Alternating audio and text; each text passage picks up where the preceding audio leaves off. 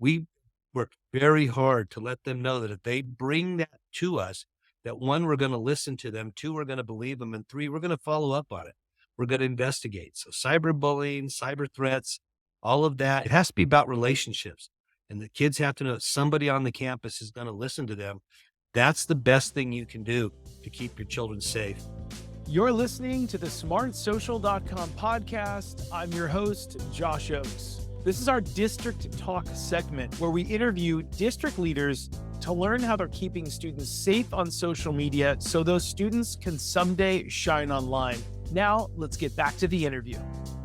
Hi, I'm Nicole Swigart. I'm superintendent of Rapid City Area Schools in Rapid City, South Dakota. We have 12,400 students and 23 buildings. Hi, I'm Scott Elder. I'm the superintendent of the Albuquerque Public Schools. We have 143 schools and about 67,000 students that we're happy to serve.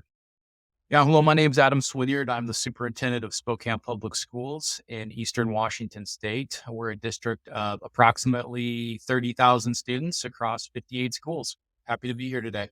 How have you and your district been successful in increasing parent engagement to help keep students safe on social media?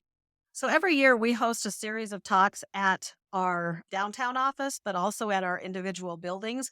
We work with a person named Holly Strand, and she is a forensic examiner and an internet crimes against children specialist. And she comes in and she really gives some scary talks to our parents about social media and what's on the internet. And it really opens the eyes of our parents because if they're talking to their kids are probably not coming clean about everything they're seeing. But when a law enforcement specialist is talking to our parents about these scary things, they are listening. And a number of our parents have really changed the way they allow access for their kids based on these talks that we regularly hold in our district. And it's important to us that we keep that avenue open because every year we have a bunch of new parents and they need that information. So as a district, we try to help our parents keep kids safe on social media. We offer education classes. We have a help desk that parents can reach out to and they can call and ask questions. And it's most of the time it's technical support. But if they did ask a question about online safety, we would provide it.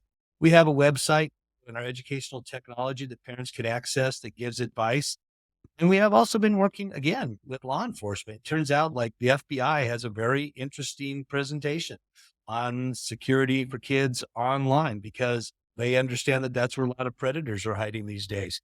So being willing to open up to outside agencies as well as developing your internal resources, I think is really important. Now, I would always encourage parents to jump on. Can't make them.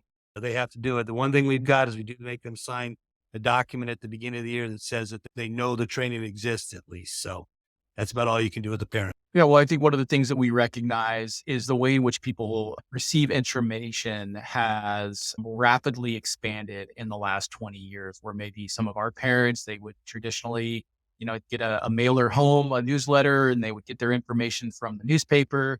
There was maybe 2 or 3 sources where they would learn about what's going on in their schools as well as the world in general. Well, now you have such a diffusion of places where some people get it through text messages, through social media, through regular print, through digital print media. There's all these different ways to engage families. So we really try to think about a really multidimensional approach to raising awareness, engaging families, and nurturing two-way conversations. And so we really try to leverage all those platforms. We leverage text messages, we leverage emails, we leverage social media posts, as well as platforms where families can really quickly, efficiently share thoughts, share wonderings, share questions, and then we can manage and closely monitor whether they're getting a response in a timely way and their perception of that response, whether it was helpful or not helpful or frustrating or not frustrating or celebratory.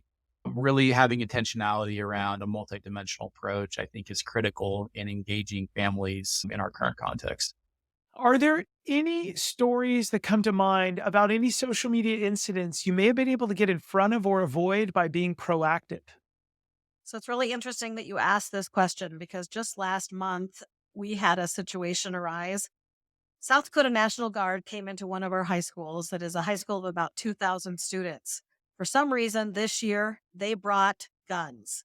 They had them on a table, but they allowed students to pick up those guns and hold them. These are heavy duty guns, war guns. They didn't have any National Guard insignia on them. And students took pictures with them, and those pictures showed up on social media. In our schools, students holding guns. That night, they were posted. I started getting calls, and concerned parents reached out to the National Guard. We immediately put out an announcement. We front loaded this with our community that this had happened. We were unaware of it. It won't happen again. We asked the National Guard to make sure that it doesn't happen again. And instead of having to close a school because there was panic and fear of school violence, we were able to say, this happened. We apologize. It won't happen again. And get ahead of those pictures that were in the media. We have tried very hard to be proactive to try to stay ahead of social media incidents. Go back to the possibility of threats, especially threats towards schools. So we actually have a person who's monitoring social media for that type of thing. We keep an eye on our schools and on the traffic that comes out of it. And we also really push see something, say something. I really think the kids are going to be our greatest asset because they're the ones who know if something's being posted or something's being said online. We work very hard to let them know that if they bring that to us, that one, we're going to listen to them, two, we're going to believe them, and three, we're going to follow up on it. We're going to investigate. So cyberbullying, cyber threats, all of that, it has to be about relationships. And the kids have to know somebody on the campus is going to listen to them. That's the best thing you can do to keep your children safe. We want to make sure that we are talking with students about the appropriate use of technology in their lives. And that there's a continuum to that now of where they're placing their device when they're in the classroom, making sure that there's shared understanding of when it's appropriate to have it out or not have it out.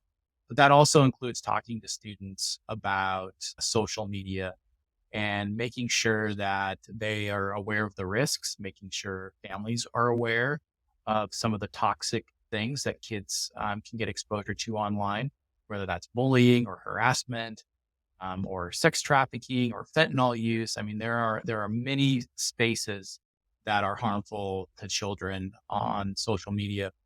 One specific thing that we try to be intentional about talking with our kids is it's we want to do the front end work. We want to educate as much as we can, but then we also want to create a community where we're looking out for each other, and that kids are telling a trusted adult when they're seeing something harmful happen on social media, or they're seeing a negative exchange, or they're seeing something that they think could create an unsafe environment, that we are all one community, whether that's locally, regionally, nationally. We are one community, we are one family.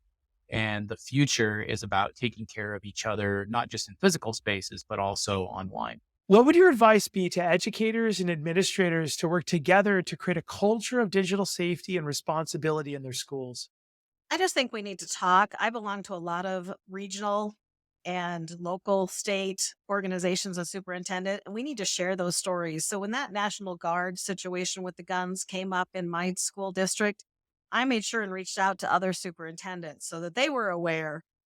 We have to communicate. We have to talk about how we're dealing with things, get their insight. Sometimes we talked off a ledge a little bit, but communicate because they're the only ones going through the similar things that we're going through. Also have to have a great relationship with our administrators. I'm at the downtown office. We're a large school district.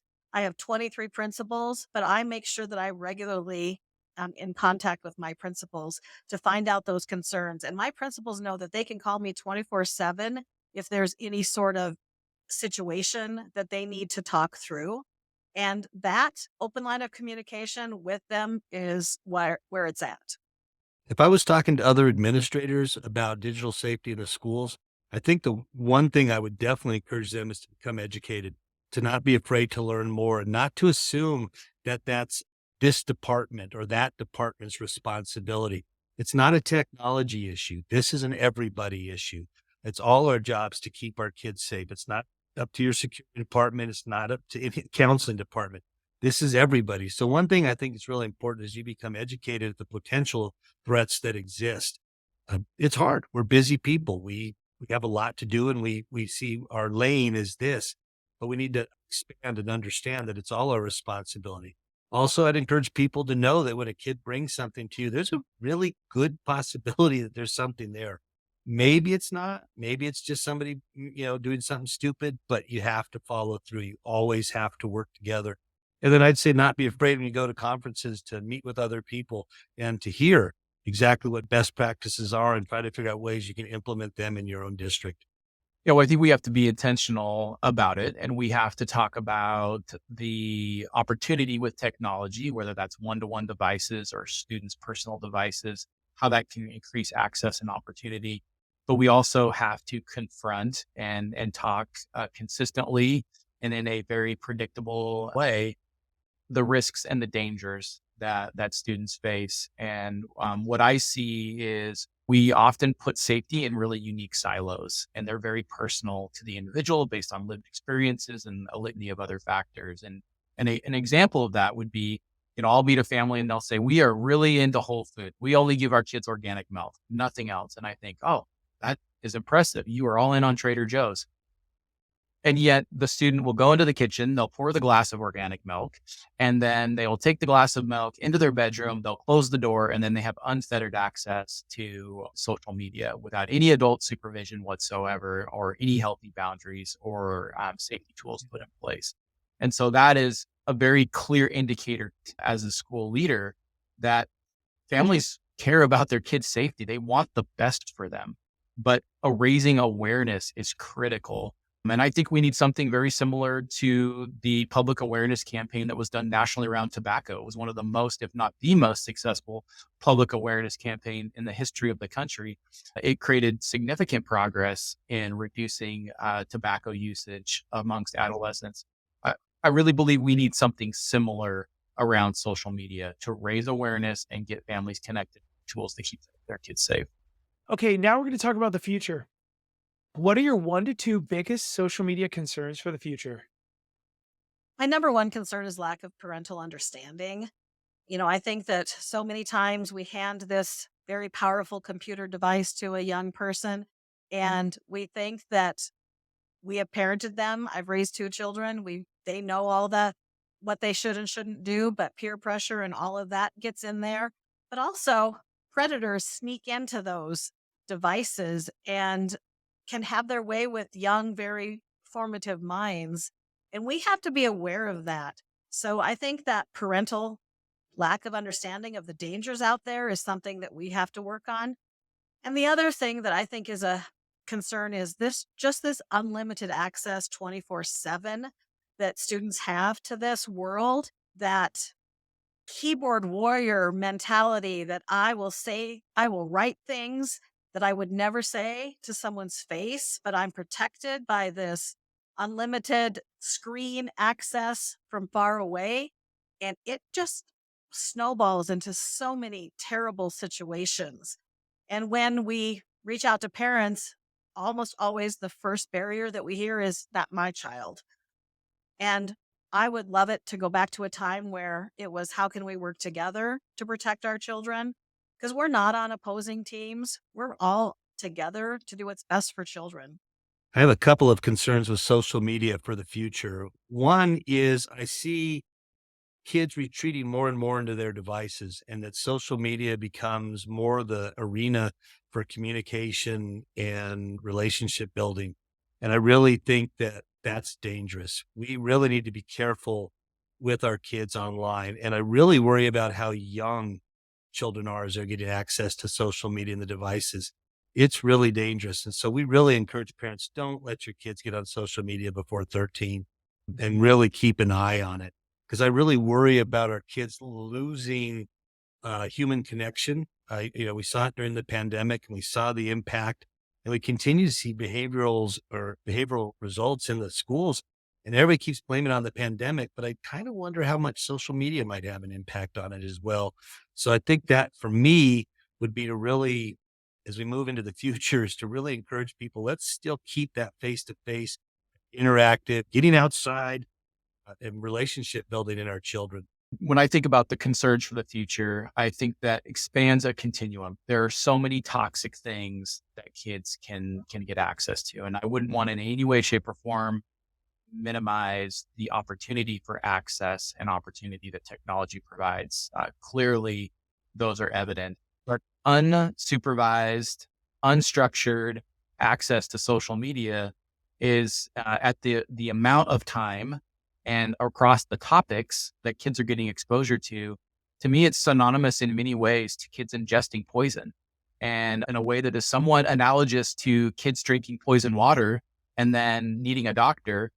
I think a very pervasive way, adolescents are getting unsupervised, unmonitored access to social media. And then we're surprised that we're in the midst of a youth mental health crisis. Clearly, there's a range of antecedents to the mental health crisis, but I think we would be naive to not recognize that the amount of time kids are on personal devices, the types of things that they're getting exposure to during the childhood experience on social media is significantly negatively impacting the mental health of our students, and is a significant contributor factor to the mental health crisis that we find ourselves in.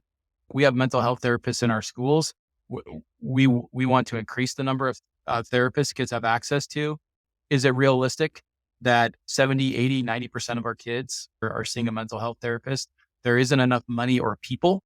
And so we need very practical solutions to start moving the needle around the mental health of our students. And I think that recognizing the impact of social media on the mental health crisis is critical, but also providing alternatives. It's not going to be enough to say, well, you can't be on social media. I don't think that's realistic. It's here. It's part of our kids' lives. What we need is practical alternatives. We need to say, we need to have some healthy boundaries. Here's the spaces you can be on, the spaces you can't. Here's the amount of time that's healthy. And here's some alternatives for you for your time. Join a club, join an activity, join a sports experience. We need more alternatives for kids to be active, be in community, be together, and not be at home on their personal device, on social media, playing video games, streaming.